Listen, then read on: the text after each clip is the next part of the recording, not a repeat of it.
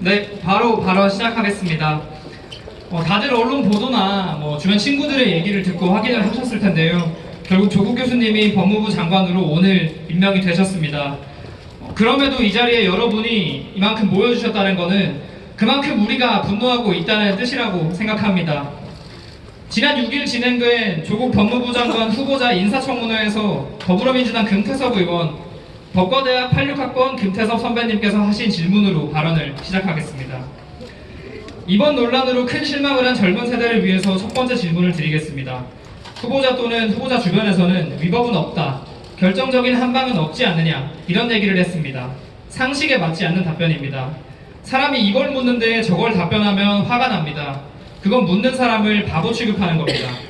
후보자는 금수저는 진보를 지향하면 안 되냐, 이른바 강남좌파는 많을수록 좋은 거 아니냐라고도 했습니다. 역시 엉뚱한 답입니다. 후보자는 학벌이나 출신과 달리 진보적인 삶을 살아왔다는 이유로 비판받는 것이 아닙니다. 말과 행동이 전혀 다른 언행 불일치 때문입니다. 후보자는 개혁주의자가 되기 위해 노력했지만 아이 문제에는 불철저하고 안이한 아버지였음을 고백한다고 말했습니다. 저는 그 얘기를 듣고 깜짝 놀랐습니다. 거기서 개혁주의자가 왜 나옵니까? 후보자는 이 자리에서 지금까지의 언행 불일치, 그리고 젊은이들의 정당한 분노에 대해 동문서답식의 답변을 해서 상처를 입게 한 것에 대해 진심으로 사과할 생각은 없으신지요? 그 연장선상에서 묻겠습니다. 이중 기준의 문제입니다. 후보자가 지금까지 인터넷에 올린 많은 SNS에 비난이 쏟아지는 것은 바로 우리 편을 대할 때와 남의 편을 대할 때 기준이 다르고, 따라서 편가르기를 했다는 점에 있습니다. 물론 이것도 불법은 아닙니다. 그러나 어느 편이냐에 따라 잣대가 달라졌다는 것은 공정함을 생명으로 하는 법무부 장관 후보자로서 큰 흠이 될 수 있다고 생각합니다. 이러한 비판에 대해서 후보자는 어떤 입장이십니까? 라고 금태섭 의원님께서 말씀하셨습니다. 저는 이 발언을 듣고 꽤 많이 놀랐습니다. 불법은 아니라는 구차한 변명에 대해, 그것도 여당 소속의 국회의원이 한 질문이기에 더 놀랐습니다. 물론 그럼에도 조국 후보자는 태도를 바꾸지 않았고 결과적으로 법무부 장관에 임명되기까지 했습니다. 씁쓸하게도. 그래도 조국 후보자에 대해 학생들이 느끼는 분노에 공감하고 사태의 본질을 이해하는 분이 계시다는 사실에 나름의 위안을 얻었습니다. 지금까지 조국 교수는 본인과 관련된 문제 제기에 대해 법적인 문제는 없다라는 태도로 일관해왔습니다. 그러나 이제는 상황이 좀 달라지고 있습니다. 조국 교수의 자녀가 제1저자로 이름을 올린 논문에 대해 대한병리학회는 부당한 논문 저자 표기는 연구 부정행위라고 명시하며 게재 취소를 결정했습니다. 조국 교수의 아내는 자녀들의 입시에 사용된 표창장을 위조했다는 의혹을 받고 있었고, 지난 6일에는 결국 사문서 위조 등의 혐의로 검찰에 기소되었습니다. 조국 교수는 인사청문회에서 본인의 자녀가 키스트에서 3주간, 실제로는 2주간 인턴십에 참여했다고 말했습니다. 그러나 실제 연수기간은 5일이었고 그중 실제로 출근한 날은 이틀에 불과했습니다. 증명서를 발급해준 연구원은 조국 교수의 아내인 정경심 교수의 부탁으로 증명서를 발급해줬다라고 시인했습니다. 또 조국 교수의 아들은 고등학교 3학년 때 서울대학교 공익인권법센터에서 생전 들어보지도 못한 인턴 활동 예정 증명서라는 걸 발급받아갔다고 합니다.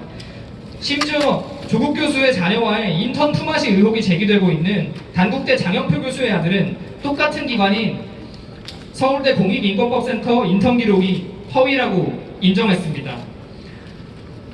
몇 주 전 대통령은 검찰총장을 임명하며 청와대든 정부든 집권 여당이든 살아있는 권력에 정말 엄정한 자세를 임해달라라고 주문했습니다. 당시 민정수석이던 조국 교수도 분명히 기억하고 계실 겁니다. 그렇다면 이제 조국 교수에게, 또 이 자리에 계신 여러분들에게 묻고 싶습니다. 법무부 장관의 지휘와 감독을 받고 인사권이 법무부 장관에게 달려있는 검사의 입장에서 피고인의 남편이 법무부 장관이라면 공정하고 엄정하게 수사할 수 있겠습니까? 조국 교수의 가족들과 돈 없고 힘없는 평범한 사람들이 모두 법 앞에 평등하다는 것을 증명할 수 있겠습니까? 한 명의 국민의 입장에서 본인과 가족들에 대한 근거 있는 의혹들이 쏟아지고 아내가 기소되어 검찰 수사가 진행되는 상황에서 본인과 관련된 수사 상황은 보고받지 않겠다라는 법무부 장관의 말 한마디를 믿고 맡길 수 있겠습니까? 저는 이 모든 질문들에 아니요, 그렇지 않습니다 라고 자신있게 답할 것 같습니다.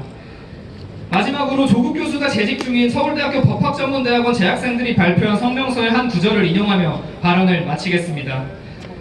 우리는 말과 행동이 다른 지식인에게 자신에 대해 더욱 엄격해질 것을, 앞에서는 공익과 정의를 외치면서 뒤에서는 자신의 입속을 챙기는 공직자에게 국민 앞에 떳떳해질 것을, 불법은 아니라는 미명하에 부당한 이익을 취하고 사회적 지위를 되물림하는 기득권에게 정의를 다시금 고민할 것을 촉구한다. 후보자는 자신을 둘러싼 다수의 의혹이 검찰 수사를 통해 밝혀질 것이라 말한다. 자신이 법무부 장관에 오른 후에도 수사의 공정성이 저해되는 일은 없을 것이라 확언한다. 그러나 우리는 오늘날 후보자의 말이 그 무엇도 담보하지 못함을 알고 있다. 검찰 수사까지 진행 중인 지금의 시점에서 후보자가 검찰 사무의 최고 감독자인 법무부 장관이 되는 것은 검찰의 독립성과 법 집행의 공정성에 대한 국민의 불신만을 키울 뿐이다.